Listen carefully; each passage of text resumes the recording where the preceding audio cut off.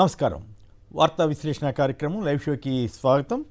ఈరోజు చర్చలో శ్రీ సింగళూరు వెంకటేష్ గారు, ప్రముఖ విశ్లేషకులు, న్యాయవాది, అలాగే శ్రీ శేఖర్ రెడ్డి గారు, వైఎస్ఆర్ కాంగ్రెస్ పార్టీ అధికార ప్రతినిధి, శ్రీ మురళీ గారు, సిపిఎం సీనియర్ నేత చర్చలో పాల్గొంటున్నారు. ఇక కొన్ని విశేషాలు, కొన్ని ఆసక్తికరమైన వీడియోలు చూసిన తర్వాత చర్చలోకి వెళదాం.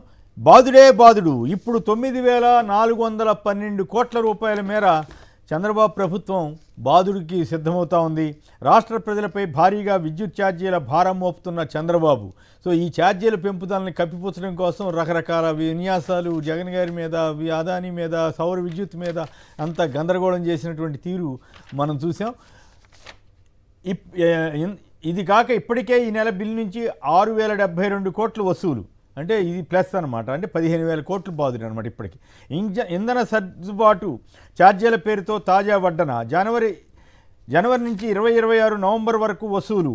ఆదేశాలు జారీ చేసిన విద్యుత్ నియంత్రణ మండలి ఇప్పటికే బాబు వేసిన అదనపు భారం యూనిట్కు ₹1.27, ఇప్పుడు మరో 92 పైసలు.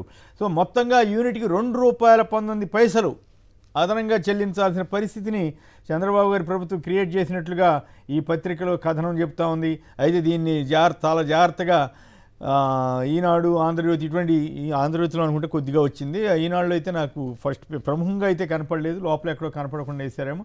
బట్ ఎన్నికలకు ముందు అయితే ఇదే విద్యుత్ ఛార్జీల మీద చంద్రబాబు వీళ్ళందరూ ఎట్లా గగ్గోలు పెట్టింది, అసలు తాను వస్తే తగ్గిస్తానని చెప్పింది. దీని మీద ముందుగా ఒకసారి మురళీ గారు చెప్పండి, ఏమిటి ఈ ఏకంగా 9,412 కోట్ల బాదుడంట, దీని మీద మీరు ఎట్లా స్పందిస్తారు? సార్, ఇది మేము గతంలో కూడా చెప్పాము. మీరు చెప్పింది 100% వాస్తవం. మొదటగా మీకు ప్యానెల్లో ఉన్న పెద్దలకి నేను నమస్కారం తెలియజేస్తున్నాను. ఇప్పుడు ఆంధ్ర రాష్ట్రంలో సాగుతున్నటువంటిది మరి చాలా అన్యాయంగా తయారైపోయింది, దాంట్లో ఏమాత్రం సందేహం లేదు. చంద్రబాబు నాయుడు గారు ఈ దఫా ఈ వడ్డింపు అనేది అసాధారణమైన పరిస్థితిలో జరిగింది.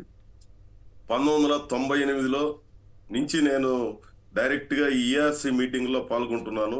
ఎలక్ట్రిసిటీ రెగ్యులేటరీ కమిషన్ ముందు వాదనలు వినిపిస్తూ ఉన్నాము. ఈ ట్రూ అప్ ఛార్జెస్ కానీ, ఫ్యూయల్ సర్ఛార్జీ పేరుతో జరిగేటువంటి వ్యవహారాలు కానీ, లేకపోతే రకరకాల పేర్లతో చేస్తున్న ఈ విన్యాసాలన్నీ తెచ్చింది చంద్రబాబు నాయుడు గారే ఈ ఆంధ్ర రాష్ట్రానికి పరిచయం చేసింది. మొట్టమొదటి ఈ దేశంలో ఈ ఆర్థిక సంస్కరణ ప్రక్రియ ప్రారంభించేటప్పుడు విద్యుత్ రంగంలో కూడా సంస్కరణలు ఏ రకంగా ప్రారంభించాలన్న చర్చ జరిగినప్పుడు చంద్రబాబు నాయుడే ముందుకొచ్చి వీటన్నిటిని పరిచయం చేసింది ఆంధ్ర రాష్ట్ర ప్రజానీకానికి. ఆ తర్వాత విద్యుత్ రంగం ఏ రకమైనటువంటి పరిస్థితికి వెళ్ళిపోయిందో మన కళ్ళెదురుగా చూస్తున్నాం.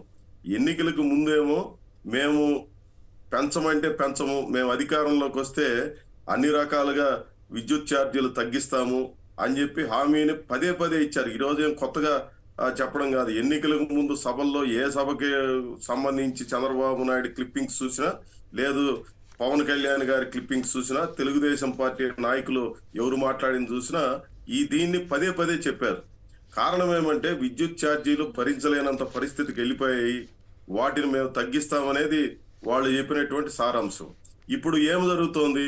ఇప్పుడు జరిగేది ఏమనంటే, మాకు సంబంధం లేదు, గతంలో ఉన్నటువంటి ప్రభుత్వం తప్పిదాల వల్ల ఇది జరిగింది అని చెప్పి పదే మాట్లాడుతున్నారు. గతంలో ప్రభుత్వం తప్పిదమే చేసింది అనుకుందాం, మీరు సరిదిద్దండి, మీరు రద్దు చేయండి. ఇప్పుడు ఏదో ఇది కొత్త విధానం అయినట్టు, గతంలో ఎప్పుడూ ఈ విధానం ఈ ఆంధ్ర రాష్ట్రంలో లేదన్నట్టుగా వీళ్ళ యొక్క వ్యవహార శైలి కనిపిస్తా ఉంది. ఎంత అన్యాయం అంటే ఎలక్ట్రిసిటీ అంటే సంక్షిప్తంగా మాట్లాడితే మళ్ళీ తర్వాత ఆ అంశాల మీద మాట్లాడదాం. ఇప్పుడు ఈ ప్రస్తుతానికి ఈ వార్త వచ్చింది కాబట్టి దీని మీద మీరు సంక్షిప్తంగా మీ కామెంట్ తీసుకుని మీరు ఏం చేయబోతున్నారు చెప్పండి, చెప్తే మళ్ళీ మిగతా అంశాలు కూడా మాట్లాడదాం. ఈ దఫా భారానికి ప్రత్యేకత ఏంటంటే ఈఆర్సీ విచారణ లేదు ఈసారి, అది ప్రత్యేకమైనది. మామూలుగా అయితే వీళ్ళు డిస్కాములు ప్రతిపాదనలు చేస్తాయి, ఈ ప్రతిపాదనల మీద అభ్యంతరాలు స్వీకరిస్తారు, ఆ అభ్యంతరాల మీద బహిరంగ విచారణ జరుగుతుంది.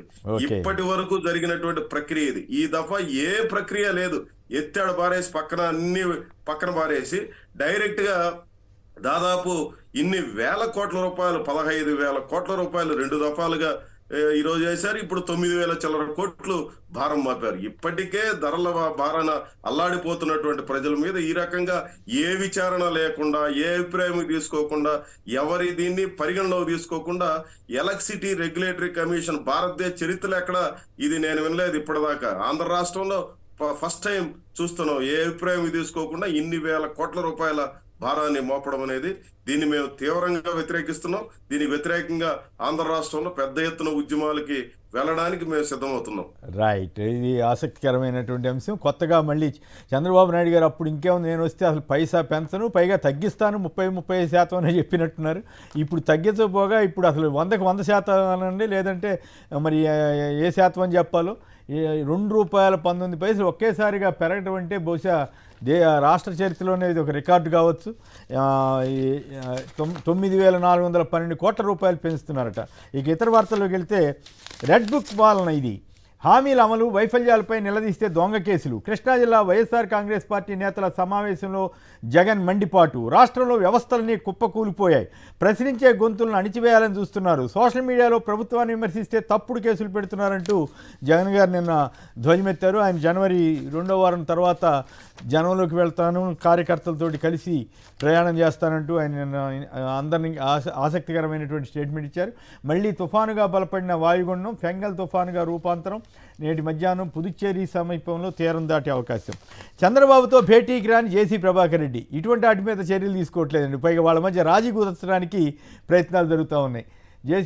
బీజేపీ ఎమ్మెల్యే ఆదినారాయణ రెడ్డి ఒక్కరే హాజరయ్యారంట. కొలిక్కి రాని బూడిద తరలింపు వివాదం అసలు ప్రజలు గమనిస్తున్నారని చెప్పిన చంద్రబాబు నాయుడు గారికి ఇప్పుడు ఈ రాజీలు చేయటాలు గమనించట్లేదా? మరి అసలు అంత ఉద్రిక్తత ఇవన్నీ జరుగుతూ ఉంటే 100 మంది పోలీసులతో పెట్టి ఖర్చు పెట్టడం కంటే అసలు వీళ్ళిద్దరిని ఎందుకు కంట్రోల్ చేయలేకపోతున్నారో మళ్ళీ మనం మాట్లాడదాం. Pawan Kalyan neutral gear.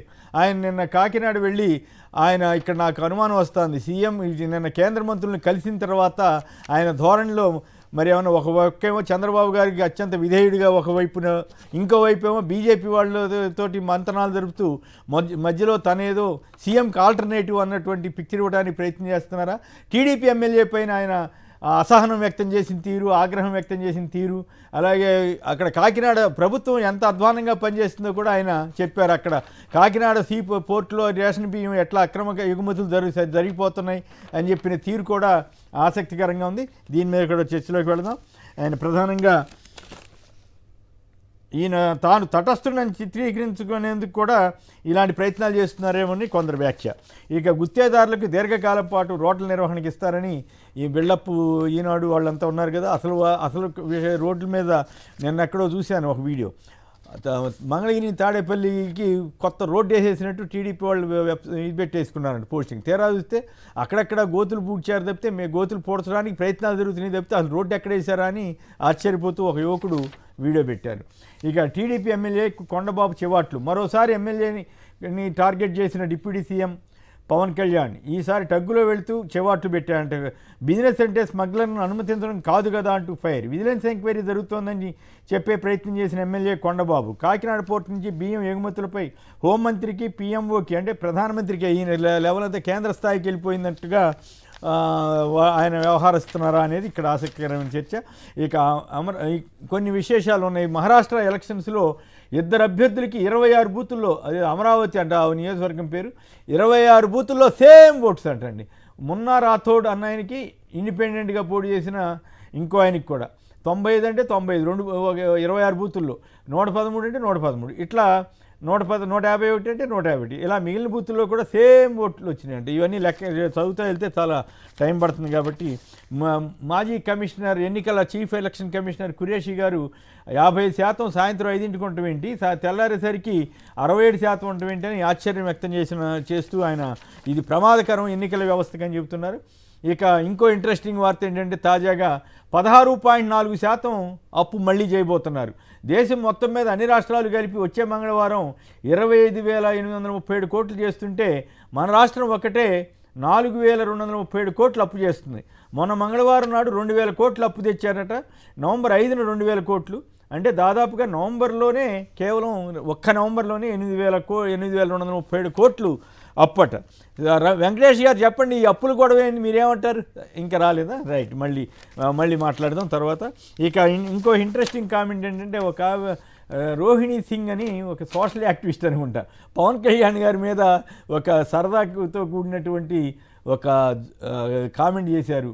ఆయన చంద్రబాబు గారట ఇక పవన్ కళ్యాణ్ గారిని నేషనల్ ఇంటర్వ్యూస్కి ఎక్కువగా పంపించాలి, అప్పుడు ఆయన చాలా ఉత్సాహం కలిగిస్తున్నాడు నేషనల్ మీడియా ఛానల్స్కి, ఈ మొత్తం దేశానికే ఉత్సాహం కలిగిస్తున్నాడు, కేవలం ఎంటర్టైన్మెంట్ అంటే వినోదం కేవలం ఆంధ్రప్రదేశ్కే పరిమితం చేస్తారా, మొత్తం ఆయన్ని దేశ స్థాయిలో తిప్పండి అంటూ వ్యంగ్యంగా ఆయన ఇంటర్వ్యూలో తీరుతెన్నులు, ఆయనకి మరి ఆ భాష వీటి మీద ఆయన మాట్లాడుతున్న వైనం మీద చమర్కులు పేలుస్తూ ఎద్దేవా చేస్తూ ఆమె పెట్టారు.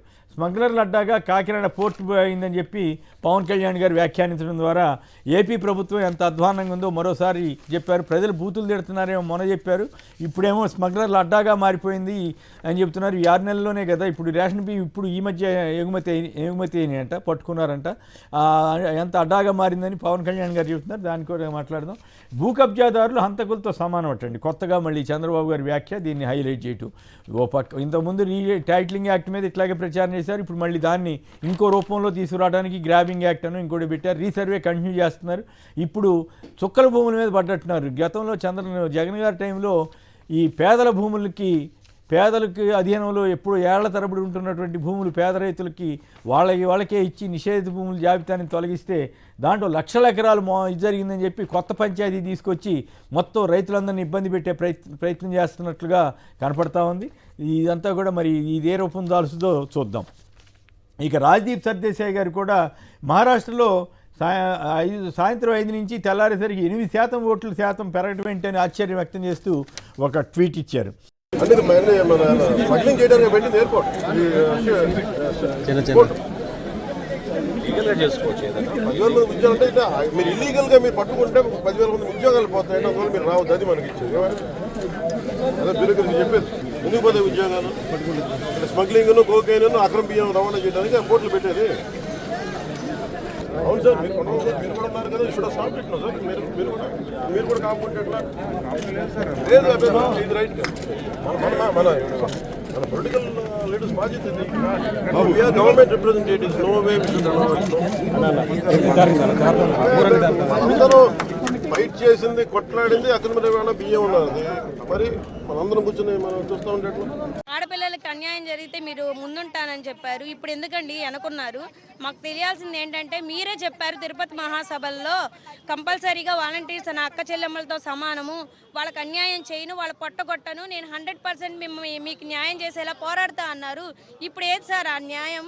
ఎక్కడుంది సార్ న్యాయం? చెప్పండి మీరైనా దయచేసి. ఇంతమందిని రోడ్డు మీద నిలబెట్టారే ఆడపిల్లల్ని, మీకు అనిపించట్లేదా? ఎప్పుడో ఒకసారి ఎవరో అక్కడ ఆడపిల్లల్ని ఏదో అన్నారని చెప్పి మీరు అందరి ముందు చాలాసార్లు మాట్లాడారు కదా, ఇప్పుడు మా గురించి మీరు మాట్లాడండి. ఎందుకు మాట్లాడరు? 5,000 ఏం సరిపోతేమ్మా, మేము 10,000 ఇస్తామన్నారు. మరి ఇప్పుడు ఈ రోజు 10,000 కాదు కదా, కనీసం ఒక్క రోజు శాలరీ కూడా మాకు వేయలేదు. 5 నెలలు 6 నెలల నుంచి ఆపేసి మమ్మల్ని ఇంట్లో కూర్చోబెట్టారు. అటు బయట పని చేసుకోలేకపోతున్నాం, ఇటు ఈ ఉద్యోగం ఉంది కదా అని ఉద్యోగం చుట్టూ రోజు తిరిగి తిరిగి తిరిగి ఎన్ని రోజులని అండి? మాకు మాత్రం పిల్లలు లేరా? మేము ఇంట్లో మాకు అవసరాలు ఉండవా? రైట్, అది పరిస్థితి. ఈరోజు ఉన్నటువంటి ఇంట్రెస్టింగ్ వీడియోస్లో కొన్నింటిని చూసాం. ఇక వెంకటేష్ గారు ముందుగా పవన్ కళ్యాణ్ ఇష్యూలోకి వెళ్ళడానికి ముందుగా మీరు కామెంట్ చేయాల్సిన అంశం విద్యుత్ ఛార్జీలు, అప్పులు. మళ్ళీ తాజాగా 4,200 కోట్ల ఎంతో అప్పు తీసుకొస్తున్నారట.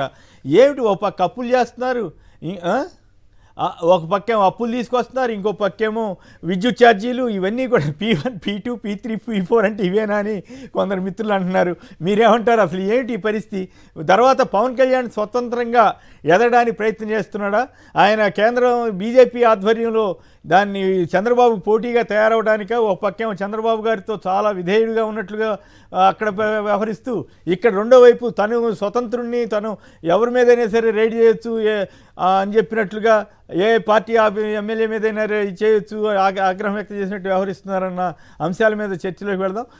అలాగే ఇప్పుడు మీరు చూశారు, ఆవిడ తెలుగుదేశం ఎమ్మెల్యే, ఆవిడ గ్రూప్ తగాయిదాల కారణంగా వేరే టీడీపీలో వేరే గ్రూప్ ఆయన షాప్ అట అది. అందుకోసం ఆవిడ అన్నప్పుడు కూడా ఒక వాస్తవం చెప్పారు, అందువరకు ఆవిడని మెచ్చుకోవాలి. అయితే మీరు గమనించారు కదా, డిప్యూటీ స్పీకర్ గారు చాలా అసహనంగా కంప్లీట్ చేయండి అని ఎమ్మడబడ్డారు. దాన్ని బట్టి ఏమిటి ఈ ప్రభుత్వం ఇట్లా అయిపోయింది చివరికి.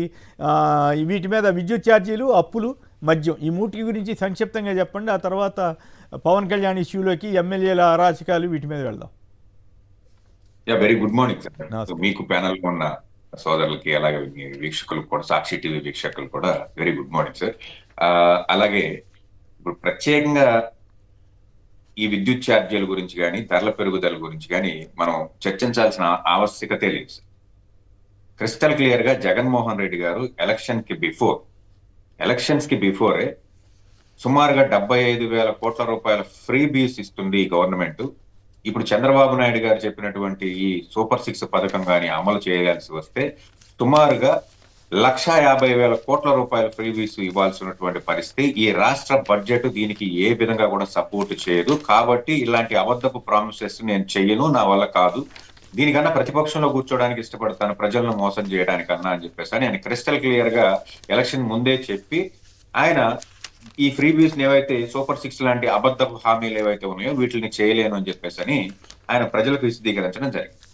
అయితే యథాతథంగా చంద్రబాబు నాయుడు గారు నేను సంపద సృష్టించడం జగన్మోహన్ రెడ్డి గారికి తెలియదు, కాబట్టి సంపదని సృష్టించి నేను ఫ్రీ బీస్ ఇస్తాను అని చెప్పేసి ఆయన ప్రామిసెస్ చేసి ఈ రోజు ప్రభుత్వంలోకి వచ్చారు. సంపద సృష్టిలో భాగంగా ఈ రోజు విద్యుత్ ఛార్జీలు పెంచారని చెప్పేసి అనుకో. ఇంత భారీ ఎత్తున ఎప్పుడు కూడా ఆంధ్రప్రదేశ్ రాష్ట్రంలో సుమారుగా 10,000 కోట్ల పైచిలకు 15,000 కోట్లు అవుతుందండి వెంకటేష్ గారు. 15,000 కిందసారి ఇప్పటికే నెల బిల్లు 6,700 కోట్లు అంటే 9,612 కోట్లు పైన 15,000 కోట్ల దాకా ఉండొచ్చు. ఇంత భారీ ఎత్తున ఈ రాష్ట్ర చరిత్రలో ఎప్పుడు కూడా పెరగలేదనే చెప్పాలి.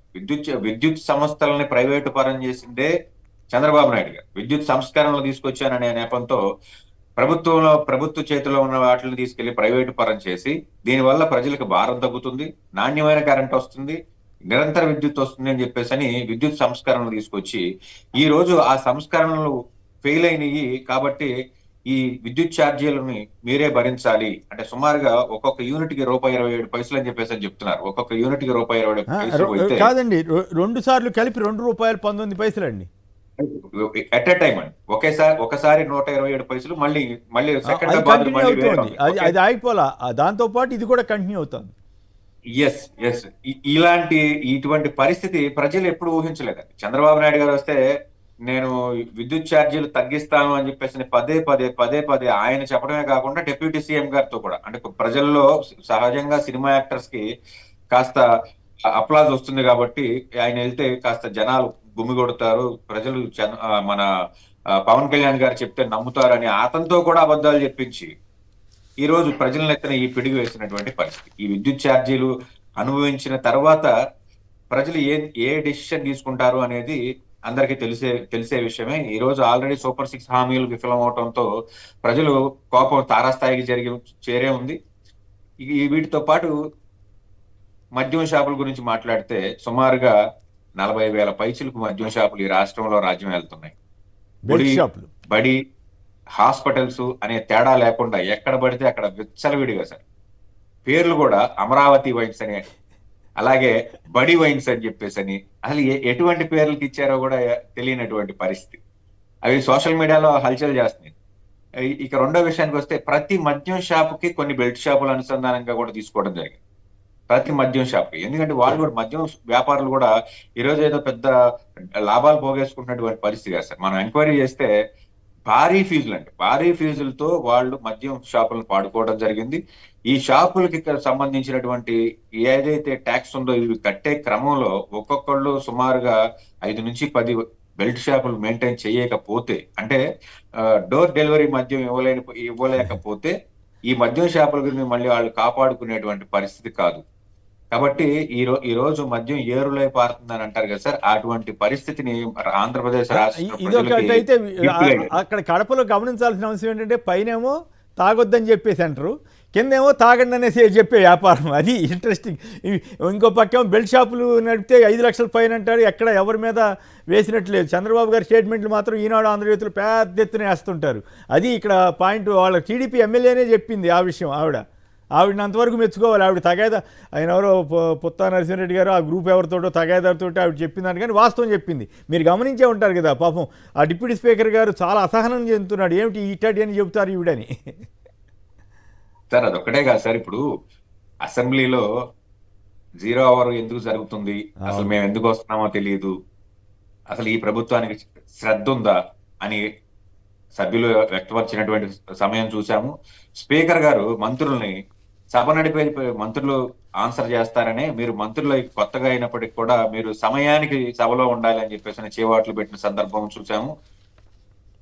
ఇప్పుడు ఇటువంటి కార్యక్రమాలన్నీ కూడా ఈ ప్రభుత్వంలో జరుగుతున్నాయి. ఇవన్నీ కూడా ప్రజలు గమనిస్తున్నారు. కాకపోతే ఏంటంటే ఇప్పుడు లెట్స్ టేక్ రివెంజ్ అని చెప్పి ఇమీడియట్ గా రీకాల్ చేసే పరిస్థితి ఆంధ్రప్రదేశ్ రాష్ట్రంలో లేదు కదా, ఇండియాలోనే లేదు కాబట్టి వీళ్ళు బతికిపోయారు. ఎప్పుడైతే ఈ సూపర్ 6 హామీలు ఫెయిల్ అయ్యారో ప్రజలు రీకాల్ చేయడానికి రెడీగా ఉన్నారు సార్. అయితే నాకు ఒక పాయింట్ చెప్పండి, మీరు మాట్లాడిన తర్వాత ఈ అంశం మీద. ఒక పక్కేమో అప్పులు మళ్ళీ 4,200 కోట్లు, 237 కోట్లు అప్పు చేస్తున్నారు రేపు మంగళవారం నాడు. ఇప్పటికే 60,000 కోట్లకు పైగా అప్పు చేసినట్టుగా వార్తలు వచ్చినాయి కదా సార్, మొత్తం లెక్కలేసి చూస్తే. ఓ పక్కేమో అప్పులు చేస్తున్నారు, ఇంకో పక్కేమో కరెంట్ ఛార్జీలు పెంచుతున్నారు, ఇంకో పక్కేమో మద్యం ద్వారా విపరీతంగా గుంజుతున్నారు ఆదాయం. ఈ డబ్బంతా ఏమైపోతుంది? సూపర్ 6 హామీలు అమలు చేయట్లేదు సరి కదా, మళ్ళీ విద్యుత్ ఛార్జీలు పెంచడం, ఇవన్నీ అసలు మీకేమో అనిపిస్తూ ఉంది? ఎందుకు ఈ స్థాయిలో అప్పులు చేస్తున్నారు? కేవలం అమరావతి కోసమే మళ్ళీ 10-15 వేలు అప్పు. అదేదో అప్పు చేయడం ఘనం అన్నట్టు మళ్ళీ ఈనాడు వాళ్ళు బిల్డప్. ఆ 15 వేలు కాకుండా ఇంకో 16,000 17,000 రాబోతుందని. ఈ అప్పులు ఎంత ప్రమాదకరం. అంతకుముందేమో 1,000 కోట్లు వచ్చినా 2,000 కోట్లు వచ్చినా ఫస్ట్ పేజ్లో ప్రముఖంగా వేసేవాళ్ళు ఇప్పుడు అసలు వార్త కూడా వేయట్లేదు. మరి లోపల ఎక్కడైనా వేస్తున్నాం. నేనైతే నాకు చూడాలంటే చాలా ఇబ్బంది అనిపించి ఓన్లీ అవసరం కోసం ఫస్ట్ పేజ్ వరకు చూసి వదిలేస్తున్నా. ఈ రకమైన పరిస్థితి ఈ మొత్తం ఆంధ్రప్రదేశ్కి పెద్ద ఇవన్నీ కూడా మనం ఏమనాలో శాపాలనాలా, ఏమన్నా ఈనాడు ఆంధ్రజ్యోతి ఇటువంటి శాపంగా మారాయా? ఎట్లా ప్రజల తరఫున కాకుండా వాళ్ళ స్వార్థం కోసం వాళ్ళ అవసరాల కోసం చేస్తున్నారా అనేది ఒక పాయింట్. అయితే ఇన్ని అప్పులు చేస్తూ, ఇంత బాతూ, ఇంత కరెంట్ ఛార్జీలు తీసుకుంటూ, మద్యం ద్వారా తీసుకుంటూ, అయినప్పుడు కూడా మళ్ళీ అప్పులు చేయటం, ఇవన్నీ ఏమనిపిస్తూ ఉంది సార్? గణనీయంగా రాష్ట్రంలో ఈ 6 నెలల పరిపాలనలో ఆదాయం తగ్గిన మాట వాస్తవం. జగన్మోహన్ రెడ్డి గారు ఉన్నప్పుడు సౌత్ ఇండియాలో జిఎస్టి కలెక్షన్ లో టాప్ అండి ఆంధ్రప్రదేశ్ రాష్ట్రం. పన్నుల వసూలులో సౌత్ ఇండియాలో టాప్ లో ఉన్నటువంటి ఆంధ్రప్రదేశ్ రాష్ట్రం ఈ రోజు కాస్త వెనకబడింది. కాబట్టి జగన్మోహన్ రెడ్డి గారు ఏదైతే ఎలక్షన్ ముందు, మళ్ళీ చెప్తున్నా, ఎలక్షన్ ముందు చెప్పారో 1,50,000 కోట్ల రూపాయలు అప్పు లోటు బడ్జెట్ తో మనం ఈ సూపర్ 6 హామీలను నెరవేర్చాల్సిన పరిస్థితి ఏర్పడుతుందని చెప్పారు. దాని నిమిత్తం సుమారుగా ఈ రోజుకి 70,000 కోట్ల రూపాయల అప్పు తీసుకొచ్చారు. ఈ కొత్త ప్రభుత్వం ఏర్పడిన తర్వాత 70,000 కోట్లు, సబ్జెక్టు కరెక్షన్ 70,000 కోట్ల వరకు కొత్తగా అప్పులు చేశారనేది మనకి నర్మగర్భంగా తెలుస్తున్నటువంటి పరిస్థితి. కాబట్టి సంవత్సరానికి 1,50,000 కోట్ల రూపాయల అప్పు లేదే ఈ రాష్ట్ర ప్రభుత్వాన్ని నడిపే పరిస్థితి, చంద్రబాబు నాయుడు గారి నడిపే పరిస్థితి లేదు. మరో పక్కన డిప్యూటీ సీఎం గారు చెప్తున్నారు, నేను ఫీజు రియంబర్స్మెంట్ కి డబ్బులు ఇవ్వలేకపోతున్నాం, రోడ్లు వేయడానికి డబ్బులు ఇవ్వలేకపోతున్నాం, లేకపోతే మరో ప్రభుత్వ పథకాలు ఏదో అమలు చేయడానికి డబ్బులు ఇవ్వలేకపోతున్నాం అని చెప్పి ఒక సందర్భంలో చెప్తారు. మరో సందర్భంలో ఏమో ఆంధ్రప్రదేశ్ రాష్ట్రంలో అద్భుతాలు జరుగుతున్నాయి, కేంద్ర ప్రభుత్వం నుంచి నిధులు వరద బారుతుంది, నేను ఢిల్లీ వెళ్ళొచ్చి నేను 100 కోట్ల రూపాయలు ఒకే రోజులో 100 కోట్ల రూపాయలు తీసుకొచ్చానని చెప్పేసి సోషల్ మీడియాలో చెప్పుకుంటా ఉంటారు. ఇంకో పక్క నుంచి రకరకాలుగా నేనే సబ్స్టిట్యూట్ అని చెప్పేసి అని కూడా చెప్తున్నారు. ఒక పక్కనేమో మళ్ళీ చంద్రబాబు నాయుడు గారు 10 సంవత్సరాల పాటు ముఖ్యమంత్రిగా ఉండాలి, నేను డిప్యూటీ సీఎం గా ఉండాలి, అలాగే నా కార్యకర్తలందరూ కూడా ఈ కూటమికి పనిచేస్తూ ఉండాలని చెప్పి నర్మగర్భంగా చెప్తూ ఉన్నారు. చంద్రబాబు గారికి 90 ఏళ్ల వయసు వస్తుందండి, అది విశేషం. 100 ఏళ్ల వయసు వచ్చినా ఆయనే ముఖ్యమంత్రిగా ఈయన ప్రపోజ్ చేస్తున్నాడు. కానీ నారా లోకేష్ గారిని ముఖ్యమంత్రిగా అయితే మాత్రం నేను ఒప్పుకోనని నర్మగర్భంగా చెప్తున్నట్లు నాకైతే అనిపిస్తుంది. అంతే, కరెక్ట్.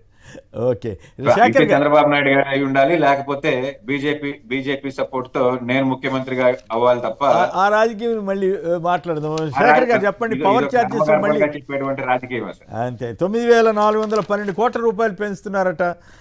తర్వాత మరోవైపు అప్పులు 4,000 కోట్లు చేశారట. ఈ మద్యం షాపు గురించి మీరు విన్నారు కదా, ఇప్పుడే మాధవి గారు చెప్పినటువంటి వ్యాఖ్య, తెలుగుదేశం ఎమ్మెల్యే గారు. సో ఈ పరిణామాల మీద మీ సంక్షిప్తంగా మీరు మాట్లాడితే పవన్ కళ్యాణ్ ఇష్యూలోకి వెళ్దాం.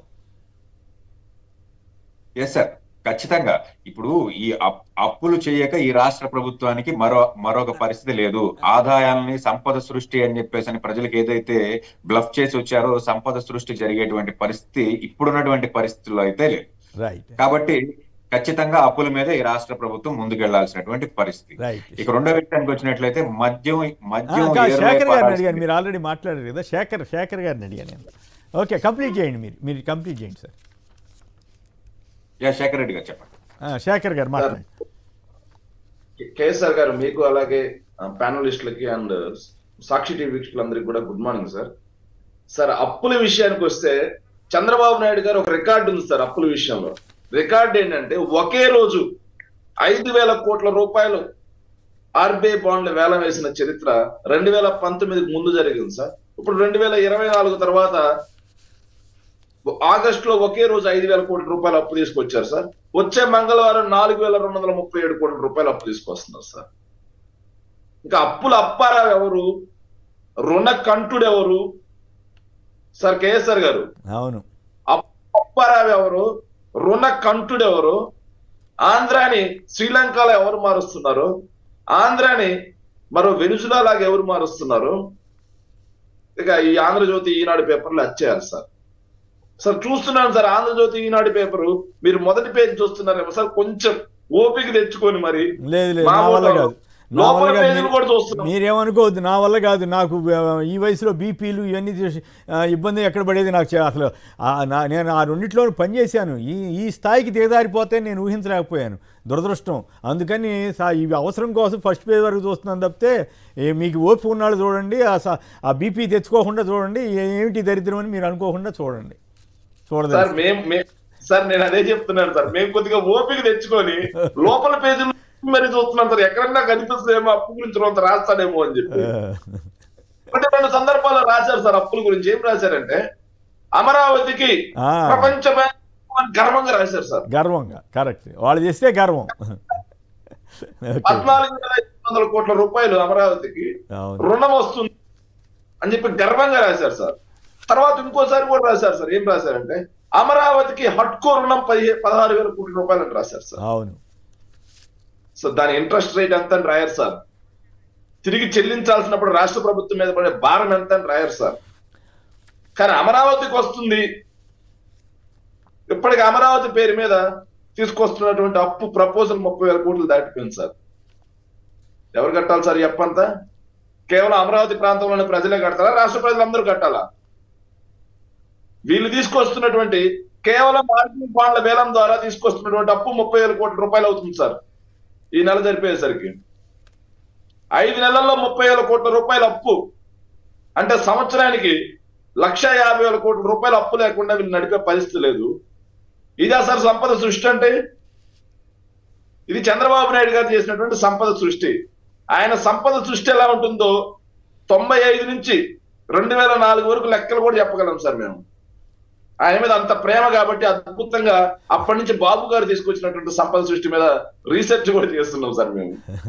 కరెంట్ ఛార్జీల గురించి కూడా మాట్లాడి, ఇంత దుర్మార్గంగా రాసే పత్రికలకి కనీసం మనస్సాక్షి అనేది ఒకటి ఉండాలి సార్.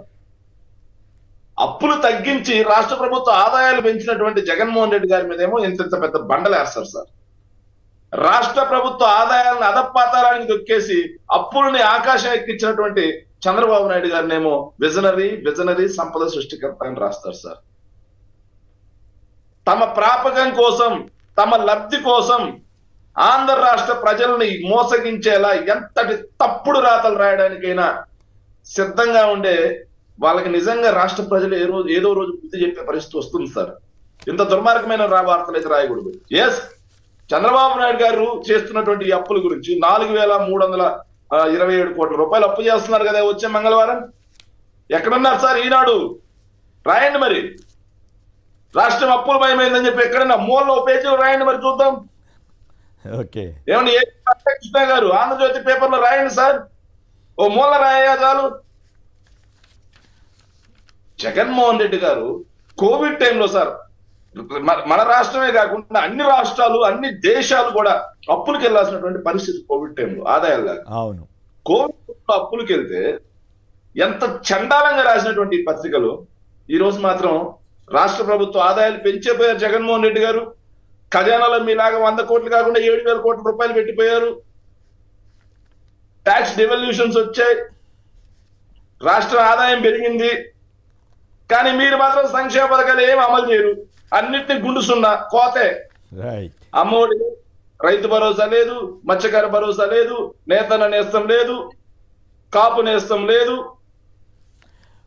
ఇంకా చెప్పు ఫీజు రియంబర్స్మెంట్ లేదు, ఆరోగ్యశ్రీ లేదు.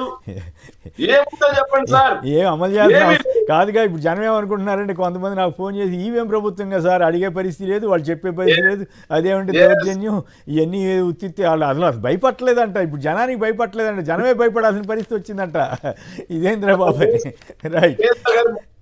సార్ కేసీఆర్ గారు మంచి ప్రజల మద్దతుతో, ప్రజల ఆమోదంతో గెలిచిన వాళ్ళకి ప్రజల పట్ల బాధ్యత, చిత్తశుద్ధి, జవాబుదారీతనం ఉంటుంది. భయం కూడా ఉంటుంది.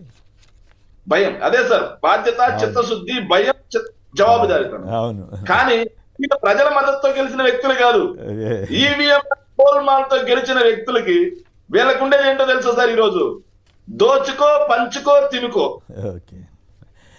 ఒక్క చిన్న మాట చెప్పాలి. దాని మీద కూడా సంక్షిప్తంగా మాట్లాడితే మన పవన్ కళ్యాణ్ గారి ఇంట్రెస్టింగ్ ఆస్పెక్ట్ కి వెళ్దాం సార్. ఒక్క చిన్న మాట చెప్తాను సార్. ఈ ప్రభుత్వంలో ఏం నడుస్తుందంటే సార్, ఈ ప్రభుత్వంలో ఏం నడుస్తుందంటే సార్, అద్భుతంగా ట్రాన్స్పరెన్సీ ఉంది సార్ ఈ ప్రభుత్వం. 3 అంశాలు ఎంత ట్రాన్స్పరెన్సీ ఉందంటే సార్, బీర్ ఫ్యాక్టరీ ఉంది sir, Kingfisher beer factory, Srikakulam district. నాకు కమిషన్లు ఇస్తేనే మీ లారీలు బయటికి పోతాయి. అవును. ఆ లోకల్ మనుషులు ఎవరు చేశారంట కదా. అద్భుతమైన ట్రాన్స్పరెన్సీ సార్. అవును. నాకు లారీ ఇస్తేనే, నాకు కమిషన్లు ఇస్తేనే నువ్వు గ్రీన్ ఫీల్డ్ ఎక్స్ప్రెస్ హైవే వేసుకుంటావు, లేకపోతే నీ క్యాంప్ ఆఫీస్ తగలబెడతా. అద్భుతమైన ట్రాన్స్పరెన్సీ సార్. ఇప్పుడు కాదు జేసీ ప్రభాకర్ రెడ్డిను ఆదినారాయణ రెడ్డిల పంచాయతీ వాళ్ళిద్దరిని మీద చర్య తీసుకోవడం కాదంట, ఇద్దరిని పిలిచి పంచాయతీ చేస్తున్నారు కదా.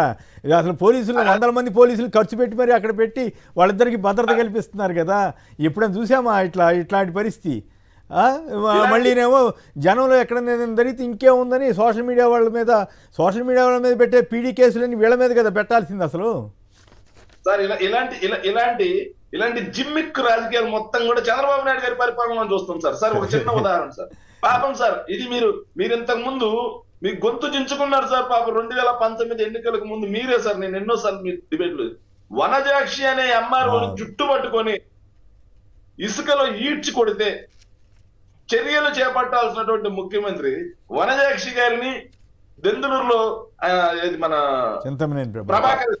ప్రభాకర్ గారిని ఇద్దరిని కూర్చోబెట్టి రాజీ చేసినటువంటి రాజీ ముఖ్యమంత్రి అయినా. అది ఇంకా చాలా ఉన్నాయిలేండి అవన్నీ. ఇప్పుడు జమ్మల్ మడుగు అప్పట్లో తెలుగుదేశంలోకి వచ్చిన ఆదినారాయణ రెడ్డికి ఆయన ప్రత్యర్థి వర్గాన్ని కూర్చోబెట్టి కలెక్టర్నే కూర్చోబెట్టి పంచాయతీ చేశారు. 50% తీసుకోండి అని ఎట్లయితే చెప్పారు కదా. రైట్. ఓకే. సో కంప్లీట్ అయింది కదా. రైట్. సుధాకర్ గారు ఆచంట నుంచి. సుధాకర్ గారు నమస్కారం, మాట్లాడండి. ఈ కరెంట్ ఛార్జీలు పెరగడం బాగానే ఉందా? అప్పులు ఇంకా 4,000 కోట్లు తీసుకొస్తున్నారంట, బాగానే ఉందా? బ్రహ్మాండం కదండి. ఇప్పుడు మాకు ఇక్కడ మా ఊర్లో ఈ గత 2014-19 మధ్యన మంత్రిగా చేశారు ఒక ఆయన. తర్వాత 19లో ఆయన ఓడిపోతే ఇక ఎక్కడ పడితే అక్కడ ఫ్లెక్సీలు పెట్టి బాధుడే అని. అప్పుడు బాధుడే లేదు, ఇప్పుడు బాధుడు వచ్చింది. అంటే ఇది ఏంటంటే ఒక టైం ఇది అవుతుందండి. తర్వాత వెంకటేష్ గారు ఇందాక మాట్లాడుతూ పవన్ కళ్యాణ్ గారు విషయంలో ఆయన ఇండివిజువల్ గా వెళ్తున్నాడేమో ఆయన అని అన్నారు. కానీ ఇండివిజువాలిటీ కాదండి. ఇక్కడ డబ్బులు లేవనంటే, రోడ్లు వేయడానికి డబ్బులు లేవు, రీఎంబర్స్మెంట్ డబ్బులు లేవంటే కాబట్టి మేము బాధుడు వాదుతున్నాం అని చెబుతారా? బాధినాళ్ళు ఇస్తున్నారంటే ఎవరికి ఇవ్వట్లేదు కదా, సూపర్ 6 లేదు, ఏమీ లేదు అంటున్నారు కదా. లేదు సార్, అది ఏం ఉండదండి, అదేం ఉండదు.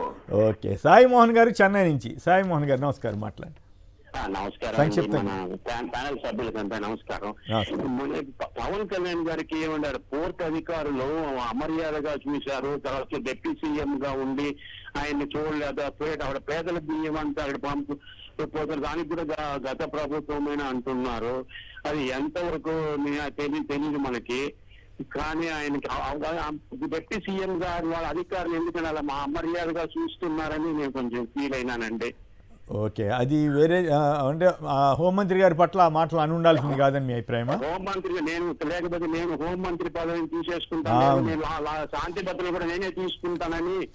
అంటే ఇక్కడ పాయింట్ అంటే ఆవిడ అభ్యంతరం చెప్పాలి. నువ్వేందా, నీకంటే నేను సీనియర్ని, నేను అంతకుముందు ఎమ్మెల్యేని అయ్యాను అని చెప్పాలి. కానీ పాపం ఆవిడకున్న రాజకీయ పరిస్థితి నుంచి వారు మాట్లాడలేకపోయారు కదా. నిజంగానే మీరు చెప్పినట్టు పవన్ కళ్యాణ్ గారు ఒక రకంగా అవమానించినట్లే కదా. కానీ మరి చంద్రబాబు గారు ఒప్పుకోరు కదా. ఇప్పుడు అనిత గారు ఏదైనా రిప్లై ఇస్తామనుకున్నా కూడా మరి తప్పదు. ఇక అటువంటి రాజకీయాల్లో మరి ఇవన్నీ ఉంటాయి.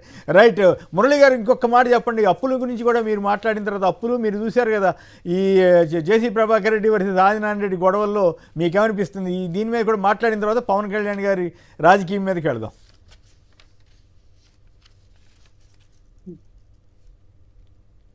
మురళి గారు, అప్పులు మన ఆంధ్ర రాష్ట్రంలో కాదు, దేశం మొత్తం అప్పులతోనే నడుస్తున్నటువంటి పరిస్థితి ఉంది. మోదీ గారు 70 ఏళ్లలో చేసినటువంటి మొత్తం అప్పులు ఎంతో, ఈయన వచ్చినటువంటి ఈ కాలంలో చేసినంత అప్పులు ఈ 15 ఏళ్లలో, దానికి పూర్వం ఎన్ని ప్రభుత్వాలు మారినాయి, ఆ మొత్తం చేసింది 60 లక్షల కోట్ల రూపాయలు ఇస్తే ఈయన ఆ తర్వాత వచ్చిన తర్వాత ఎంత చేశాడో చూసాము. ఈ రోజు రాష్ట్రాల పరిస్థితి కూడా అట్లే తయారైపోయింది. మన రాష్ట్రం ఇంకా ఘోరంగా తయారైపోయినటువంటి పరిస్థితి ఏర్పడింది. చేస్తున్నటువంటి అప్పులు అన్ని కూడా పేదల కోసమే, పేదల సంక్షేమం కోసమని ఈ 75 ఏళ్ళుగా చెప్తూనే ఉన్నారు. ఈ 75 ఏళ్ళుగా పేదరికం ఎందుకు పోవడం లేదు, అసమానతలు ఎందుకు పోవడం లేదు, సామాజిక సమస్యలు ఎందుకు పరిష్కారం కావడం లేదు, నిరక్షరాస్యత ఎందుకు పరిష్కారం కావడం లేదు, ఉపాధి సమస్యలు ఎందుకు పరిష్కారం కావడం లేదు? ప్రతినిత్యం పేదల గురించి తప్ప మరొకరి గురించి ఆలోచించినంత పెద్ద మనుషులు దేశంలోనూ రాష్ట్రాల్లోనూ పరిపాలన చేస్తా ఉంటే ఇంకా పేదలు ఎందుకున్నారు? ఇంకా వాళ్ళకి ఈ ఉచిత పథకాలు ఎందుకు ఇవ్వాల్సినటువంటి పరిస్థితి ఏర్పడతా ఉంది? వీళ్ళ చివరి రక్తపు బొట్టు వరకు మొత్తం పేదల గురించి ఆలోచించే పెద్ద మనుషులంతా కూడా ఈ రకమైనటువంటి పరిస్థితికి కారకులు ఎట్లా అయ్యారు అన్నటువంటిది ప్రధానమైన సమస్య. ఈరోజు దేశం 127 దేశాల్లో పోషకాహారం గురించి, అదే మాదిరి పేదరికం గురించి, ఆరోగ్యం గురించి, ఇంకా రకరకాల అంశాలు లెక్కలు తీసుకుంటే, ధరలతో సహా తీసుకుంటే 114వ స్థానంలో, 127 దేశాల్లో 114వ స్థానంలో మనం ఉన్నాం. మన పక్కన ఉన్నటువంటి శ్రీలంక, బంగ్లాదేశ్, నేపాల్, పాకిస్తాన్ లాంటి దేశాలు కూడా మనకంటే గౌరవప్రదమైనటువంటి స్థానాల్లో ఉన్నాయి. చిన్న చిన్న దేశాలు కూడా చాలా పెద్ద సందేశాన్ని ఇస్తున్నటువంటి పరిస్థితి ప్రపంచంలో కొనసాగుతుంది. ఓకే, దేశం సంగతి తర్వాత చూద్దామండి. మాట్లాడారు కదా, దేశం గురించి కాదు. చంద్రబాబు గారు ఈనాడు, ఆంధ్రజ్యోతి వాళ్ళు అప్పట్లో 1000 కోట్ల అప్పు తెచ్చినా పెద్ద ఎత్తున వేసే కదా, ఇప్పుడు రికార్డు స్థాయిలో తీసుకొస్తున్నారట.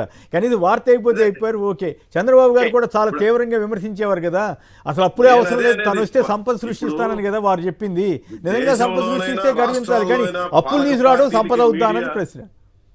అవునవును, నేను అనేది కూడా అదే సార్. ఇప్పుడు ఈ రకమైనటువంటి పరిస్థితి దేశమంతా అట్లే ఉంది. మన రాష్ట్రంలో ప్రత్యేకించి పాలక పార్టీలకి మీడియా తోకలుగా తయారైపోయిన తర్వాత, బాకాలుగా తయారైపోయిన తర్వాత, ఎవరిని సమర్థిస్తే వాళ్ళకి డబ్బు కొట్టే కార్యక్రమంగా తయారైపోయింది తప్ప దానికేమి మినహాయింపు లేనటువంటి పరిస్థితి ఉంది. దురదృష్టం అదే నేను అనేది. ఈ రోజు వాస్తవంగా ఇన్ని వేల కోట్ల రూపాయల భారం వేస్తే ఇంతకంటే ముఖ్యమైనటువంటి వార్త మరొకటి ఉంటుందా? అవును, ఆంధ్ర రాష్ట్రంలో బ్యానర్ ఐటమ్ 8 కాలమ్స్ లో బ్యానర్ ఐటమ్ పెట్టి దాన్ని తీవ్రతను ప్రతిబింబించాలి. ఈ దుస్థితి రావడానికి కారణం ఏందని విధానాల మీద విశ్లేషణ జరగాల. రాయలేదని అంటే ఒక తోకలుగా అయిపోయి, బాకాలుగా అయిపోయినటువంటి దౌర్భాగ్యకరమైనటువంటి పరిస్థితి కదా. ఇదేదో ఇప్పుడే కాదు, గత అనేక ఏళ్లుగా ఈ ధోరణి ఆంధ్ర రాష్ట్రంలో ఏర్పడింది. ఇది ఈ రోజు రాష్ట్రంలో ఉన్నటువంటి ప్రత్యేకమైనటువంటి పరిస్థితి. ఇది ఏమాత్రం క్షంతవ్యం కాదు. ప్రజలను అవమానం చేయడం. ఓకే, ఫైనల్ గా ఇంకొక మాట చెప్పండి. జేసీ ప్రభాకర్ రెడ్డి గారికి, ఆదినారాయణ రెడ్డి గారికి మధ్య రాజీ కుదర్చడానికి విశ్వ ప్రయత్నం చేస్తున్నారు చంద్రబాబు గారు. బాగానే ఉందా? అది ఆ రకంగా ప్రజలు గమనిస్తున్నారు. ఎమ్మెల్యేలు జాగ్రత్తగా ఉండాలని నీతులు చెప్పినట్టు లీకులు ఇస్తారు, ఉపన్యాసాలు చెబుతారు. ఇంకోవైపు ఏమో వాళ్ళు చేస్తున్న ఇది ఫ్యాక్షన్ రాజకీయాలనండి, గొడవలనండి, వీటి మీద మీరు రాయలసీమ వారు కదా, సంక్షిప్తంగా స్పందిస్తారా దాని మీద కూడా? ఇప్పుడు చంద్రబాబు నాయుడు గారు అసెంబ్లీలో పాఠాలు చెప్తారు అందరికి, ఎట్లా నిబద్ధతతో ఉండాలి, ఎమ్మెల్యేలందరూ ఎంత పట్టుదలగా ఉండాలి, ప్రజలకి ఎట్లా అందుబాటులో ఉండాలి, ఏ రకమైనటువంటి పద్ధతులు పాటించాలని చంద్రబాబు నాయుడు గారు ఒకవైపున, పవన్ కళ్యాణ్ గారు మరోవైపున కూర్చొని పాఠాలు చెప్తా ఉంటారు. కిందకు వచ్చేటప్పటికి ఎమ్మెల్యేలు మద్యం షాపుల్లోంచి 30% ఆఖరికి బూడిదను కూడా వదలకుండా ఎట్లా కొట్టుకుంటున్నారో చూస్తున్నాం మనం. ఏమాత్రం వీళ్ళు ఎంత బాధ్యత రాహిత్యంగా తయారైపోయారంటే ఆయన పాఠాలు చెప్తాడు, వీళ్ళు ఆచరణలో దుర్మార్గమైనటువంటి పద్ధతులకి పాల్పడుతూ ఉంటారు. మామూలుగా ఈ రోజు పరిస్థితి ఎట్టయిపోయింది, ఎమ్మెల్యేల పరిస్థితి కానిస్టేబుల్ బదిలీ కూడా డబ్బులు తీసుకుంటున్నారు, ఎస్ఐల బదిలీలకి డబ్బులే, లేదంటే డిఎస్పీల దగ్గర నుంచి ప్రతి ఒక్కరికి డబ్బులు కట్టి వాళ్ళ మనుషులను పెట్టుకుంటున్నటువంటి పరిస్థితి ఉంది. ఏమయ్యా అని చెప్పి అడిగితే పోలీస్ స్టేషన్లు రియల్ ఎస్టేట్ పంచాయతీలు కేంద్రాలుగా తయారైపోయినాయి, రెవెన్యూ ఆఫీసులు ఈరోజు అన్ని రకాల అడ్డాలుగా తయారైపోయినాయి, ప్రభుత్వ కార్యాలయాన్ని కూడా ఆ ఎవడు అధికారంలో ఉంటే వాళ్ళకి చేతుల్లో చెప్పు చేతుల్లో తయారైపోయినటువంటి పరిస్థితి ఉంది. ఏమయ్యా ఈ రకమైనటువంటి అన్యాయం అని ఎవడన్నా ప్రశ్నిస్తే 100 కోట్లు ఖర్చు పెట్టాం, 100 కోట్లు ఖర్చు పెట్టినోడు ఎన్నికల్లో గెలిచిన తర్వాత నీ గురించి ఆలోచించడానికి కాదు అని బహిరంగంగా మాట్లాడుతూ ఉన్నారు. ఈరోజు అది దౌర్భాగ్యం ఏంటంటే, ఈ ఆంధ్ర రాష్ట్రంలో దౌర్భాగ్యం ఏంటంటే మేము 100 కోట్ల రూపాయల డబ్బులు ఖర్చు పెట్టి గెలిచాము కాబట్టి ఈ రోజు సంపదని దోచుకోవడం మా హక్కు, మా ఇష్టానుసారం మేము ఉంటాము. ఆయన ఏదో చెప్తే అసెంబ్లీలో చెప్తే లేదా పాఠాలు చెప్తే పాఠాలు వినడానికి కాదు మేము ఉండేది, ఆయన చెప్పేది ఆయన చెప్తాడు, మేము చేసేది మేము చేస్తాం అనే దానికి పరాకాష్ట కాదుగా చెప్పడం వేరు. ఇప్పుడు రాజీకి పిలవటం కదా, ఇప్పుడు రాజీ అవుద్దంటారా? మళ్ళీ జనం కొట్టుకోవాలి అక్కడ. రాజీ బయటపడకుండా ఇవన్నీ చేసుకోండి, బయట ఎందుకు పడతారు, నీకెంత ఆయనకెంత పంచుకోండి అని చెప్పి మాట్లాడుకోవడం తప్ప ఏముంది సార్? రాజీ ఏమి చేస్తారు? రాజీ ఇట్లాంటి వాటిలో కేసులు పెట్టి జైలుకి పంపించాలా? ఈ రోజు సంపదని, ప్రజల సంపదను కొల్లగొట్టే వాళ్ళ పట్ల ఏం నిజంగా నిజాయితీ ఉంటే వాళ్ళ బహిష్కరించాల పార్టీల నుంచి. ఈ రకంగా మీరు తన్నుకు చేస్తారని చెప్పి ఈ రకమైనటువంటి పద్ధతిలో ఉంటారని ఆయన ప్రభాకర్ రెడ్డి గారు అయితే డైరెక్ట్ గా 30%, 20%, 30% నాకు ఇవ్వాల్సిందే అని డిమాండ్ చేస్తే కూడా నో యాక్షన్.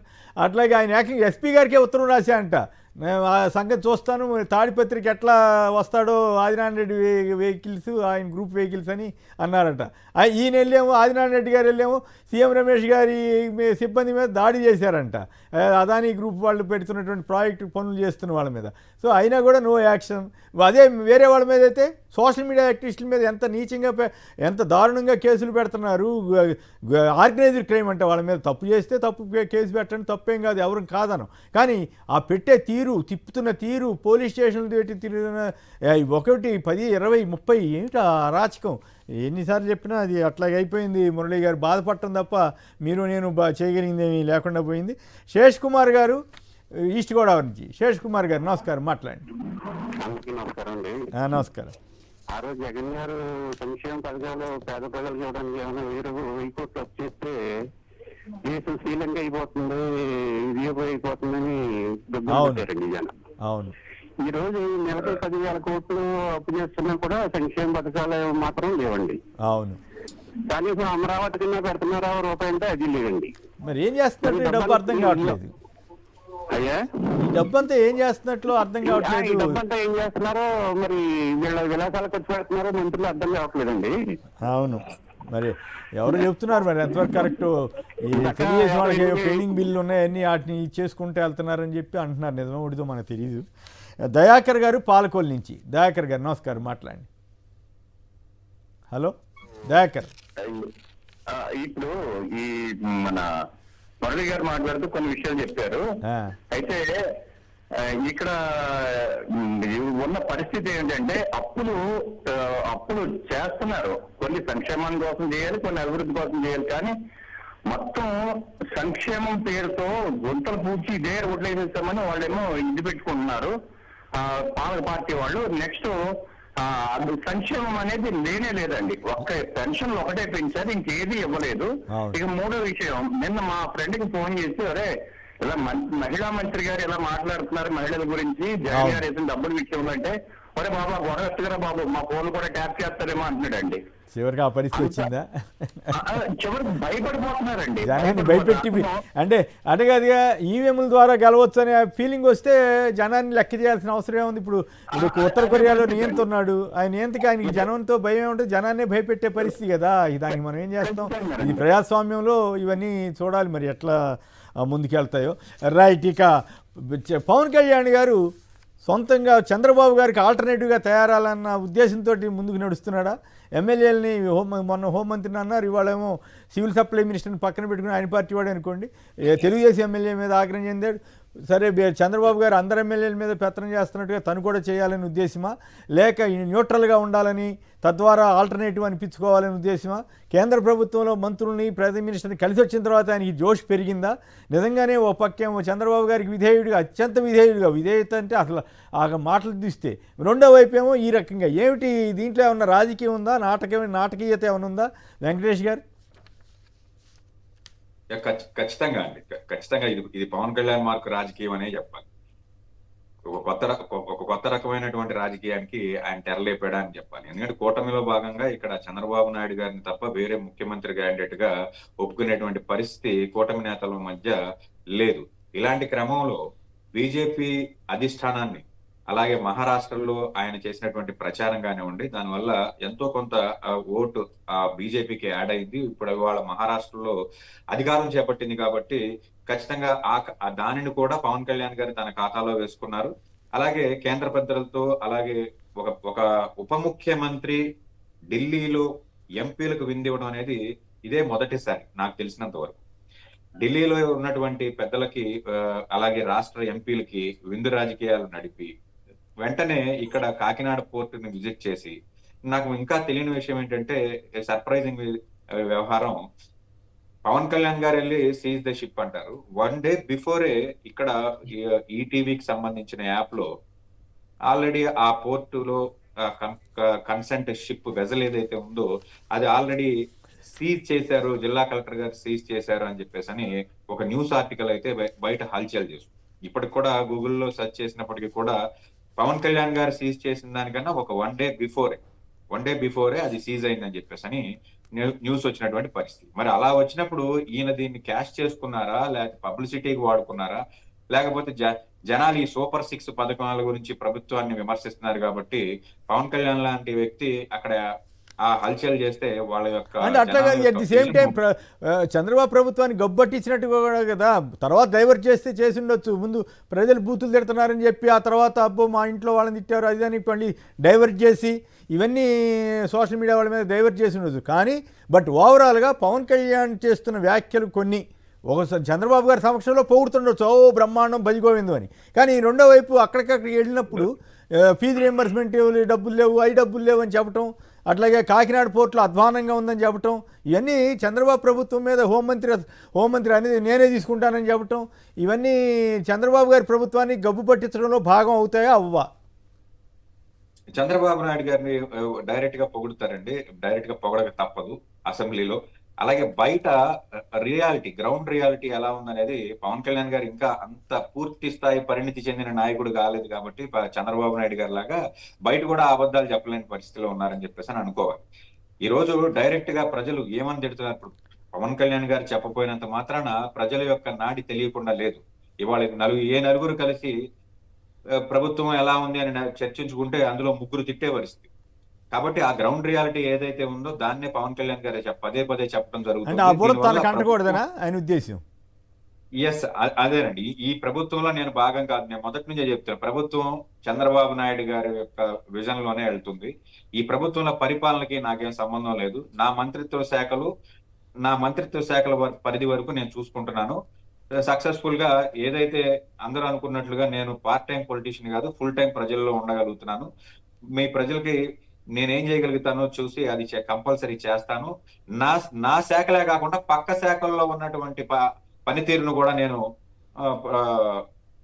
చూస్తున్నాను అని చెప్పేసి పర్యవేక్షిస్తున్నాను అని చెప్పేసి ప్రజలకి of the record Chandrababu Naidu గారు లేని సమయంలో ఆయన నేను ఆల్టర్నేటివ్ నేనే అని చెప్పేసి ప్రొజెక్ట్ చేసుకోవడంలో సక్సెస్ అవుతున్నారని చెప్పేసి మనం విశ్లేషించాలి. అంటే మరి లోకేష్ గారి కోపం రాదా? ఈ ఇష్యూ మొత్తం లోకేష్ గవర్నమెంట్ నడుపుతున్నాడని కదా, అసలు ఈయనకి ఆఫీసర్లను కూడా ఆయన దగ్గర నుంచే వచ్చిందని కొందరు అంటారు. మరి లోకేష్ సీఎం కాకుండా ఉండటానికి ఈయన ప్రయత్నాలు చేస్తున్నాడు, ఓకే, అంతవరకు అభ్యంతరం లేదు. కానీ మరి అది లోకేష్ కోపం వస్తే దాని ఎఫెక్ట్ చంద్రబాబు గారి మీద పడితే అప్పుడు ఈయన పరిస్థితి ఏమిటి? ఈయన ఎంత పోకుండా నమ్ముతారా చంద్రబాబు గారు? అట్లాగే అయినప్పుడు కూడా భజన చేసుకుంటూనే ఆయన నమ్మిస్తాడా ఈయన? సార్, ఈ రాష్ట్ర ప్రజలు భవిష్యత్తు ఎలా ఉండాలి, నెక్స్ట్ 50 సంవత్సరాలు ఎలా ఉండాలి అనేది ఆయన డిసైడ్ చేస్తారని చెప్పేసి పదే చెప్తూ ఉంటారు. ఓహో. అలాంటిది ఆయన కొడుకు భవిష్యత్తు, ఆయన పార్టీ భవిష్యత్తు చూసుకోలేనటువంటి పరిస్థితుల్లో ఇలాంటి పవన్ కళ్యాణ్ లాంటి వ్యక్తులు వస్తా ఉంటారు, పోతా ఉంటారు అంతేనా? పాసింగ్ క్లౌడ్స్ లాగా.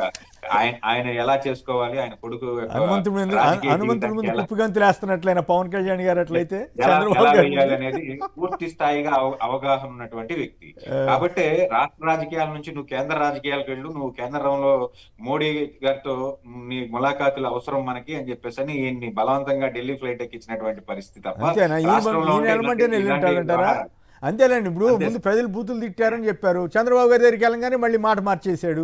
అట్లాగే ఇప్పుడు కాకినాడ పోర్టు గురించి అట్లాగే అనేక అంశాల్లో మీరు చెప్పింది కరెక్టే. కాకినాడ పైకేమో పోర్టు- డాంబికంగా కాకినాడ మాట్లాడటం, పోర్టు- మళ్ళీ వెళ్ళి చంద్రబాబు గారి దగ్గర అతి వినయంగా ఉండటం తమాషాగా ఉంది. కాకినాడ పోర్టు 1999లోనే ప్రైవేటైజేషన్ అయినటువంటి ఒక పోర్టు. అవును. దీనిలో 16 మంది సెక్యూరిటీ ఉన్నారు. దీని మీద గవర్నమెంట్ విజిలెన్స్ లేదు. లేకపోతే 1100 లారీలు వస్తున్నాయి. లారీలు ఏమో డైరెక్ట్ గా ఆకాశం నుంచి ఊడిపడటం. అవును. పోర్టులోకి వచ్చే ముందే రకరకాల చెక్ పాయింట్లు ఉన్నాయి, రకరకాల వ్యవహారాలు ఉన్నాయి. కేంద్ర అసలు ఏమి ప్రభుత్వం లేనట్లు ఆయన అక్కడే ఆయన కొంచెం ఆ విషయాల్లో కాస్త అవగాహన పెంచుకోలేము. అసలు అక్కడ సెక్యూరిటీ లేనట్లు, అసలు ఇంతకాలం రాని మాదక ద్రవ్యాలు ఇంకేవో వచ్చేస్తాయని ఆర్డిఎక్స్ అంట. అసలు అయినా అటువంటి మాటలు బాధ్యతాయుతమైన పదవుల్లో ఉన్న వాళ్ళు వాడచ్చండి. ఇంతకాలంగా ఎప్పుడన్నా వచ్చిందా? అదే కదా సార్. లేనిపోయి కసబ్ లాంటి ఉగ్రవాదులు అనవసరమైన వస్తారు, కసబ్ లాంటి ఉగ్రవాదులు వస్తారని కూడా చెప్తున్నారు. ఎట్లది అట్లాంటి మాటలు మాట్లాడితే ఆయనకి తెలిసి అంటున్నాడా? ఆవిడెవరో రోహితీ సింగ్ గారు అంట సరదాగా ఈయన నేషనల్ ఛానల్స్కి ఇంటర్వ్యూ ఇస్తుంటే అందరూ ఉల్లాసంగా ఉంది, మీ ఎంటర్టైన్మెంట్ ఏపీకే కాదు మాకు కూడా పంపిస్తుందని ఆవిడ జోకేసింది. అందుకే పంపినట్టున్నారు సార్, అందుకే పంపినట్టున్నారు. ఇప్పుడు పీడిఎస్ బియ్యం 1100 లారీలు పర్ డే వస్తున్నాయి అంటే రాష్ట్ర ప్రభుత్వం రోడ్డు మార్గం ద్వారానే వస్తాయి సార్. ఇక్కడ కరెక్ట్ చెక్ పాయింట్స్ ఉంటే ఈ రోజు పోర్టు మీద పడి వెజల్స్ ని మనం సీజ్ చేయాల్సినటువంటి పరిస్థితి ఉండదు. మీ చేతిలో అధికారం ఉన్నటువంటి ఈ చెక్ పాయింట్ల మీద పెట్టకుండా మీరు డైరెక్ట్ గా పోర్టుల్లోకి వెళ్ళి అక్కడికి వెళ్ళాక నాకు మర్యాద ఇవ్వలేదు, నాకు సహకరించలేదు, నన్ను డెక్ మీద తీసుకెళ్లలేదు సార్. ఇప్పుడు ఒక ముఖ్యమంత్రి, ఉప ముఖ్యమంత్రి, అలాగే ఉప ముఖ్యమంత్రి అంటే ఈక్వల్ టు మినిస్టరేనండి, అంతకంటే ఎక్కువే ఉండదు ప్రోటోకాల్ ప్రకారం. కాకపోతే రెండు వెహికల్స్ పెడతారేమో. ఈ రాష్ట్రంలో అత్యంత ప్రజాదరణ కలిగినటువంటి సినిమా హీరో. అలాంటి వ్యక్తి ఆ పోర్టులోకి వెళ్ళిన తర్వాత కానివ్వండి, ఆ వెజల్లోకి వెళ్ళినటువంటి పరిస్థితుల్లో కానివ్వండి, ఎటువంటి చిన్న ప్రమాదం జరిగితే ఈ రాష్ట్రంలో ఉన్నటువంటి శాంతి భద్రతల పరిస్థితి ఏంటండి? దాన్ని ఆలోచించకుండా మీరు సినిమాల్లో చూపించే రాజకీయాన్ని పోర్టులో చూపించడానికి చేతిలో అధికారం ఉంది. 1100 లారీలను ఆపే అధికారం మీకు ఉంది పోర్టు గేటు బయట. అక్కడ ఆపకుండా మీరు పోర్టుల్లోకి వెళ్ళిపోయి అక్కడ మీ హీరోయిజం చూపించి ఇలాంటి కార్యక్రమాలు చేస్తే దీనివల్ల ఏదైనా జరిగితే దీన్ని మళ్ళీ ప్రతిపక్షాల మీద రుద్దడానికా లేకపోతే మరో వ్యక్తుల మీద రుద్దడానికా? ఖచ్చితంగానంటే అక్కడికి వెళ్ళిన తర్వాత ఈ కాన్సన్ట్రేషన్ అంతా కూడా ద్వారంపూడి చంద్రశేఖర్ రెడ్డిని పట్టుకోలేదు. ద్వారంపూడి చంద్రశేఖర్ రెడ్డి లబోదిబం అంటే నేను ఆ వ్యాపారం ఆపేసి కొన్ని దశాబ్దాలు అయింది, నేను ప్రజాసేవలో బతుకుతున్నాను, నేను సంపాదించుకోవాల్సినంత సంపాదించుకుని నేను బయట ఉన్నాను, నాకు ఆ వ్యాపారాలకి సంబంధం లేదు అని చెప్పేసి ఆయన చెప్తున్నాను. గత 6 నెలల నుంచి సివిల్ సప్లైస్ మినిస్టర్ అదే పని మీద ఉన్నాడు సార్. సివిల్ సప్లైస్ మినిస్టర్ అదే పని మీద ఉన్నాడు, రకరకాల కేసులు కట్టాడు. మినిస్ట్రీ తీసుకోగానే మనం గమనించాల్సిన, మినిస్ట్రీ తీసుకోగానే ఫస్ట్ చేసిన పని ఏంటంటే కాకినాడలో తిష్ట వేసి అక్కడ ఉన్నటువంటి బియ్యం నిల్వలన్నిటి కూడా సీజ్ చేసి వాటిలన్నిటిని భ్రష్టు పట్టించినటువంటి పరిస్థితి. Because of Dwarampudi. ఆయన్ని ఖచ్చితంగా ద్వారంపూడిని ఏదో రకంగా ఇందులో ఇరికించాలి. నిన్న అక్కడ కంపెనీల లిస్టు చదువుతున్నప్పుడు కూడా ఈయనకి ముందే అవగాహన ఉంది కాబట్టి పలానా కంపెనీ ఎవరిది, అది ద్వారంపూడిది కాదా అని చెప్పేసి అని చెప్తున్నాడు. బాబు ఆల్రెడీ 24 అవర్స్ బిఫోర్ సీజ్ అయిపోయినటువంటి షిప్ లోకి నువ్వు వెళ్లాల్సిన అవసరం లేదు అని చెప్పినా వినకుండా ఏదో చిన్నపిల్లాడు మారాన్ చేసినట్టు నేను వెళ్తాను అని చెప్పేసి నేను వెళ్ళి అదేదో ఈయనే సీజ్ చేసినట్టు మీడియా కవరింగ్ ఇచ్చుకుని పరిస్థితి ఏదైతే ఉందో దీన్ని కొంచెం మనం పొలిటిసైజేషన్ చేస్తున్నారు అనే మనం విశ్లేషించాల్సినటువంటి పరిస్థితి. ఇంట్రెస్టింగ్ వ్యాఖ్యలు చేశారు వెంకటేష్ గారు. శివకోటి న్యూజిలాండ్ నుంచి శివకోటి గారు చెప్పండి సార్. గుడ్ మార్నింగ్ కేఎస్ఆర్ గారు. నమస్కారం సార్. ఈ రోజున పవన్ కళ్యాణ్ గారు చేసే నిర్ణయాల్లో కానీ లేకపోతే వాళ్ళు పరిశీలించే విషయాల్లో కానీ నాకైతే ఒకటి అనిపిస్తుంది సార్. రాష్ట్రంలో ఉన్న సమస్యలను అన్ని తెలుసుకోవాలి, రాష్ట్రంలో ఉన్న ప్రతి సబ్జెక్ట్ ని మనం నేర్చుకోవాలనే తపన పవన్ కళ్యాణ్ క్లియర్ కనపరుస్తారు. మన నాయకులు సార్ చాలా అభిమానించే పవన్ కళ్యాణ్ నిజంగా అయినప్పుడు అధికారంలో ఉన్నారా లేకపోతే ప్రతిపక్షంలో ఉన్నారా అనేది వీళ్ళందరూ మాట్లాడుతున్నారు కానీ సార్ ఆయన రాష్ట్రంలో సమస్యలు నిజంగా వాస్తవంగా చెప్పారు సార్. డబ్బులు లేవు, రోడ్లు వేయటానికి డబ్బులు లేవు, కొన్ని పథకాలు చేయడానికి డబ్బులు లేవు, కొంచెం వెయిట్ చేయండి వెయిట్ చేయండి అని చెప్పారా? వెయిట్ చేయండి అని చెబుతున్నారా? అబ్బాబ్బాబ్బా, మీరు జనసేన మద్దతు, ఆయన పవన్ కళ్యాణ్ అభిమాని కావచ్చు, నాకేం అభ్యంతరం లేదు. కానీ మరి ఇదే పవన్ కళ్యాణ్, ఇదే చంద్రబాబు గారు ఎలక్షన్ ముందు ఏం చెప్పారు ఒకసారి రికార్డు తిరగేసుకోండి. కరెంట్ ఛార్జీల గురించి ఏం చెప్పారు? పవన్ కళ్యాణ్ గారు చెప్పిన అబద్ధాలు, చంద్రబాబు గారితో పోటీ కూడా అబద్ధాలు చెప్పాడు కదా. 30,000 మంది మహిళలు మిస్ అయిపోయారని తీసుకురాలేదే. ఆవిడెవరో సుగాలి ప్రీతి గురించి ఏం చెప్పాడు? మరి కనీసం అసెంబ్లీలో ప్రస్తావన తీసుకురాలేదే. మీరు అభిమానం ఉంచుకోండి, తప్పులేదు, సినిమా అభిమానం, కానీ దాన్ని పిచ్చి అభిమానం. వాస్తవాలు మాట్లాడండి. ఇప్పుడు గవర్నమెంట్ని ఆయన ప్రజలు బూతులు తిడుతున్నారని ఆయనే చెప్పాడుగా, మనం చెప్పలేదుగా. తర్వాత మళ్ళీ వెళ్ళి ఎందుకు చంద్రబాబు గారు ఏం మాట్లాడమంటే అది ఎందుకు మాట్లాడాడు, మాట ఎందుకు మార్చాడు? మాట మార్చొద్దని చెప్పండి. ఎంతకాలం మరి అక్కడ ఇది ఆ పోర్ట్లో ఎందుకు అక్రమ రవాణా అవుతున్నాయి అంటే మరి 6 నెలలు అధ్వానంగా పనిచేసినట్టేగా ప్రభుత్వం. ఇందాక చూపించాను కదా, టీడీపీ ఎమ్మెల్యే ఏం చెప్తున్నారు? అయ్యా అడిక్షన్ సెంటర్ కిందే ఈ దిక్కుమాలను సారా కేంద్రం పెట్టారు, ఇదే అంటే దాని అర్థం ఏమిటి? సరే, మీరు అభిమానంతో మాట్లాడటం వేరు, ఆయన సర్టిఫికెట్ల మీద సర్టిఫికెట్లు ఇచ్చే ముందు ఇవి కూడా ఆలోచించుకుని బ్యాలెన్స్ చేసుకోండి. ఇక్కడ పాయింట్ ఏంటంటే చంద్రబాబు గారికి పోటీగా ఆయన ఏమైనా ఎదగడానికి ప్రయత్నం చేస్తున్నాడా అన్నదే నా ప్రశ్న. రైట్. ఇక మురళి గారు మీరేమంటారు? పవన్ కళ్యాణ్ గారి రాజకీయం మీకేమనిపిస్తోంది? సార్, ఇప్పుడు దీంట్లో ఏదో మన పవన్ కళ్యాణ్ ప్రత్యామ్నాయంగా చేయడం కోసం ఇవన్నీ చేస్తున్నారని చెప్పి కొంచెం మనం పొరపాటు అవగాహనలోకి వెళ్ళిపోవడం కరెక్ట్ కాదనేది నా అభిప్రాయం. చాలా క్లియర్ గా ఈ ఉచిత బియ్యం పథకాన్ని ఎత్తేయాలన్నటువంటి కుట్ర మొదలైంది. ఇది అన్నిటికంటే ముఖ్యమైనది. ఎన్టీ రామారావు గారు తెచ్చిపెట్టినటువంటి, తెలుగుదేశం పార్టీ అంటే గుర్తొచ్చేది ఈ ఉచిత బియ్యము, 2 రూపాయల కిలో బియ్యం. అవును, ఇది మొత్తం ఎత్తేసే కార్యక్రమానికి అవును ఈ పవన్ కళ్యాణ్ గారు వచ్చి హడావుడికి చేస్తున్నాడంటేనే దాని వెనక ఏదో ఉంది అని చెప్పి మొన్న ఈ మధ్య ఈనాడులోనూ అక్కడ రాశారు సార్, తెలుగుదేశం పత్రికల్లో, ఏది ఉచిత బియ్యం బదులు నగదు ఇవ్వాలని ఆలోచన చేస్తున్నారని చెప్పి ఒకటి రాశారు, ముందుగా హింట్ ఇచ్చారు. కరెక్టే. రైట్. టైం అయిపోయింది మురళి గారు. ఇంకేమైనా కామెంట్ చేస్తే సంక్షిప్తంగా ఒక మాటలో క్లోజ్ చేయండి. చెప్పేస్తాను. Director of revenue